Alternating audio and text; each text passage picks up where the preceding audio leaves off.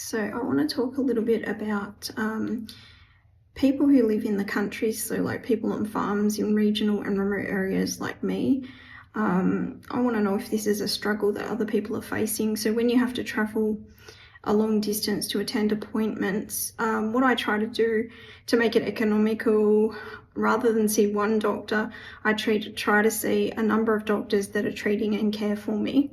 And I try to pack as many doctors' visits and testing into each trip to Melbourne that I possibly can, just because it's not economical to see 7 different doctors on 7 separate trips who deal with different body aspects of how my fibrosia, ossification, or progressiva affects me.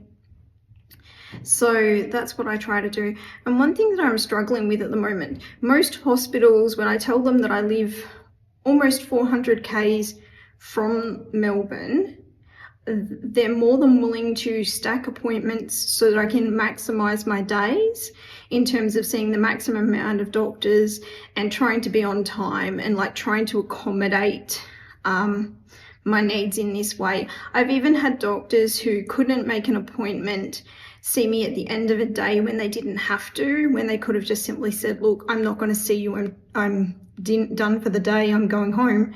No, they chose to stay on and see me because they were running overtime and they knew that it might be 6 months or 3 months or 2 months before I can come back to see them again in Melbourne. So, you know, they try to do all that they can. But I'm noticing that there's one hospital particularly that I'm sort of struggling with on a number of separate occasions. They've changed appointments at short notice after we've already booked and paid for our accommodation and travel. They haven't told us, they've just left a message on the patient porthole at short notice, like I say. And if I wouldn't have checked the patient porthole, then I wouldn't have even known that the appointment had been changed without any notification to me at all. And so what that now means is an appointment that was scheduled for 11:30 has now been changed to 9 a.m. But unfortunately 9 a.m. on that particular day, I already gave the 9 a.m. slot to another doctor because I knew that the other appointment was at 11:30. But now that that particular hospital has changed it and said, no, we want to see you at 9, I responded with, I can't see you at 9. I've already given the 9 o'clock to a different hospital and a different set of specialists, so I'm not able to accommodate that. I then find that I have no appointment at all.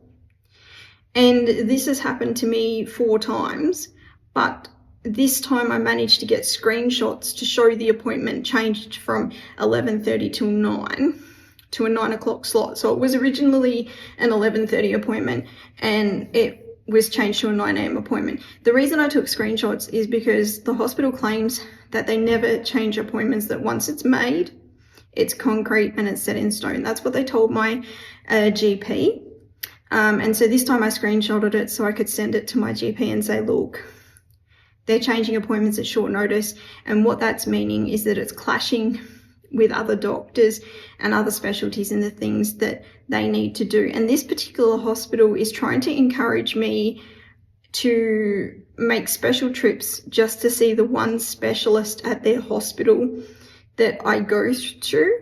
And I'm really reluctant to make special trips to Melbourne just for one doctor at this one hospital where I only see one, you know, specialty, because it's not economical. I don't have the time to be away from my community and the things that I'm doing there. I really can't afford the time, but it's also the money. When you're on a disability pension because you have ill health, you don't have the funds to be able to simply just jump in the car at short notice, make a trip to Melbourne, or if you're like me and you have to rely on public transport, there may not be the availability of catching public transport in time to arrive in Melbourne. Then when you've arrived in Melbourne, you know, how are you going to get back? You know, there's a lot of like logistics with it. And I just feel like perhaps if you need to change an appointment because things come up, and that's fine, but it would be nice if I was contacted and alerted to the fact that the time had been changed in the patient portal and just said, okay, is this going to be a time that you can make it to an appointment? Because I could have quite easily said, look, unfortunately, I've given that 9 a.m. time slot on that particular day to a different hospital and a different specialty team that I will be seeing. It's quite simple, and we need to book something else.